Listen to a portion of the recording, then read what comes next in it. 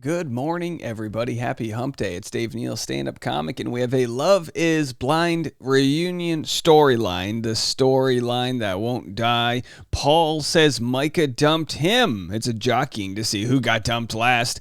Says she dumped him, then ran off to Europe with another man. Then she calls him out, and then he retracts what he said and rephrases it, and we love to see this go down. Love is Blind News, at DNeals on Instagram. I got so much content coming your way. We just dropped a Vanderpump Rules video. Tom reacts to Ariana moving on. If you're following these stories along with Bachelor Nation news, then I'm telling you right now, we are barrel scraping season and a lot to cover. Every afternoon, I've got BachelorRushHour.com, the podcast. Just search Bachelor Rush Hour wherever you listen to podcasts, or you can stream it at BachelorRushHour.com. We'll have more updates on all of the late breaking news. Love is Blind cast member Paul chatting about what really happened after the cameras turned off. I tell you what, these TMZ camera guys must be very busy right now, all hanging out at LAX. Here's what Paul had to say. Yeah, we dated a bit.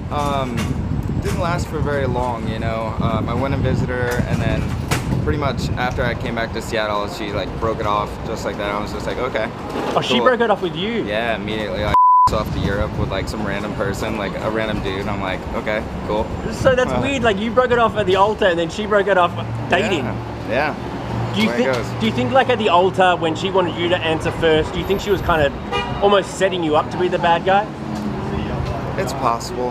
I don't like to think that that's true. I'm gonna say a non-zero chance, you know. Yeah, we did. A non-zero chance. What a engineer response.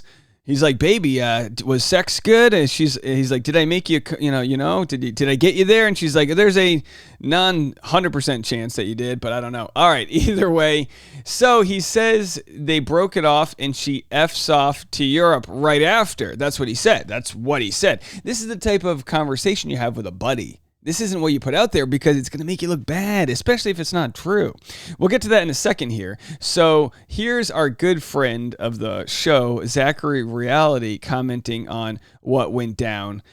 Micah responded. Micah has responded to Paul's TMZ interview at the airport. So Micah wrote in my comment section, "This is how we are going to go about things. Noted. Now I know what game we are playing here. Let's get it." And then just an hour later, she reposted Paul's Instagram story. All right. So clearly they talked afterwards. Something must have happened because like Zachary Reality just said, she had the notes. There it is. Oh, this is how we're going to go about things. Noted. 1,400 hearts and all that jazz. And then, of course, she responded. We'll go to her Instagram right now. He issued sort of an apology, not an apology, a clarification. Here's what Paul said. "Listen, y'all, I want to clarify.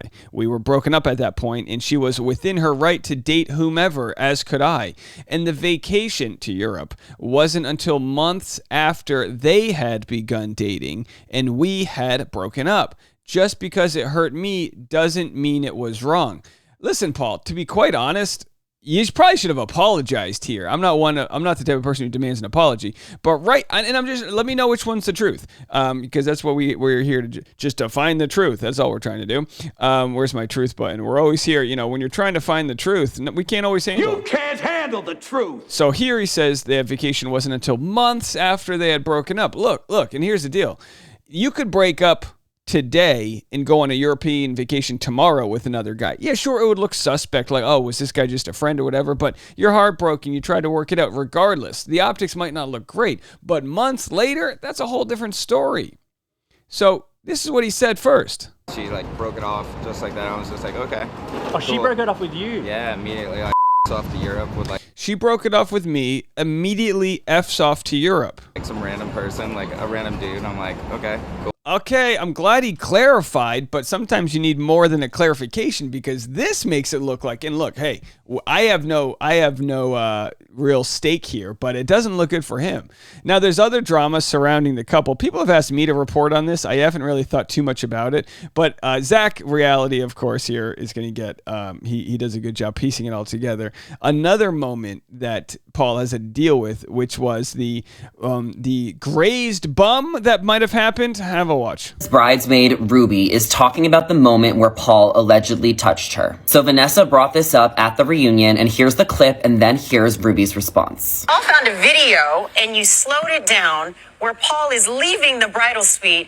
You'll put an arrow where he's trying to move his way out of the bridal suite, tapping a little bridesmaid's tush. Let's take a look at this video, see what you think about it.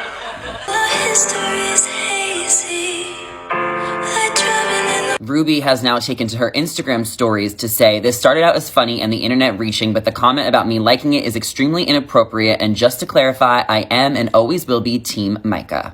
Very interesting because, and again, I don't really have much of an opinion. I know on Nick Viall's podcast, they were discussing the merits of walking by someone and grazing them. And hey, look, guys at the bar will do it all the time. You kind of like will pat someone on the back to walk by them. Obviously, if it's down by the butt area, there's a different story happening. But he's walking out. There's all this stuff going on. I don't know. I don't know what's going on there. It's not like he's go. You know what I mean? Like I don't know. I'd love to know your opinions on it. Either way. Pretty funny. So Paul, along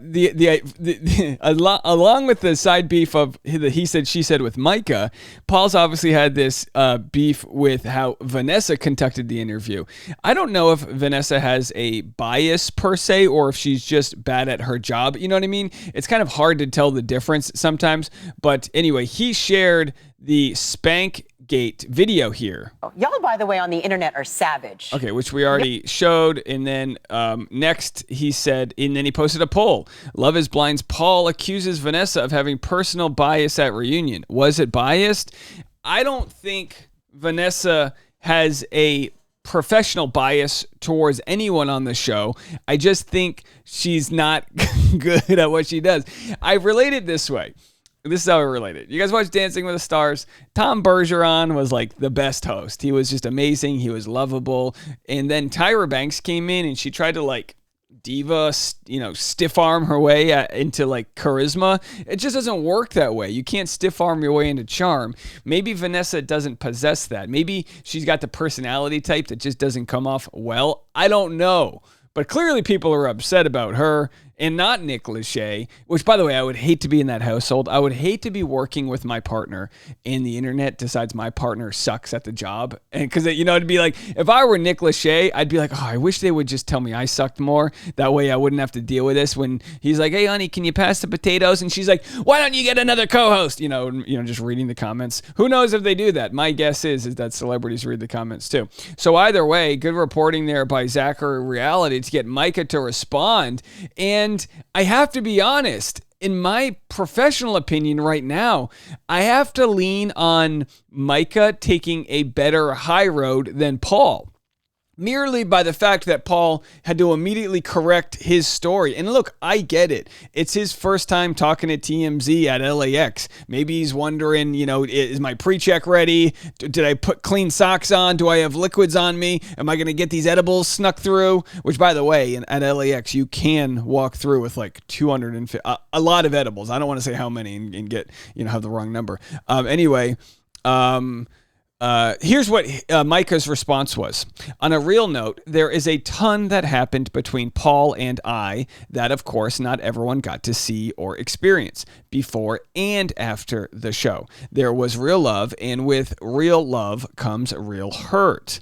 And that's our business. And for now, I'm going to keep it that way, and hopefully he will do the same. Time to move on to Europe.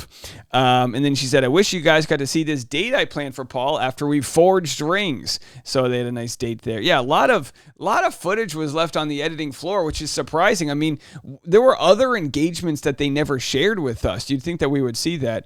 Either way, there they are. And she'll be on Nick's podcast tomorrow, which of course we will cover here. Let me know what you guys think about this whole story. I hate to be like, what side are you on? But when it comes to a breakup, there is taking the high road. If you want to relay this to Vanderpump Rules, taking the high road is Ariana not commenting and moving on versus Tom, who, pretty much keeps on throwing gasoline on the flame. What side is Micah on? Which side is Paul on? And which side are you on? Let me know. And don't forget, we will have the afternoon podcast, the hit pop culture podcast, Bachelor Rush Hour. And you can go to bachelorrushhour.com to stream that there or download it straight to your phone for free. And also, if you want to join our membership-only community, put some bread in the tip jar. It's a real good way to help the channel keep doing what we do. You can go to patreon.com/Dave Neal and be a part of that. We'll have a live stream this morning at 10 a.m. right down there. The other thing I've been sharing on my Patreon for anyone who cares, I've been doing like virtual home tours. So, we're looking at buying a house in Los Angeles and upgrading the studio and this and that. So if you want to be a part of that, every day we're going on and looking at the different homes and touring them. And it's a fun little community you can be a part of.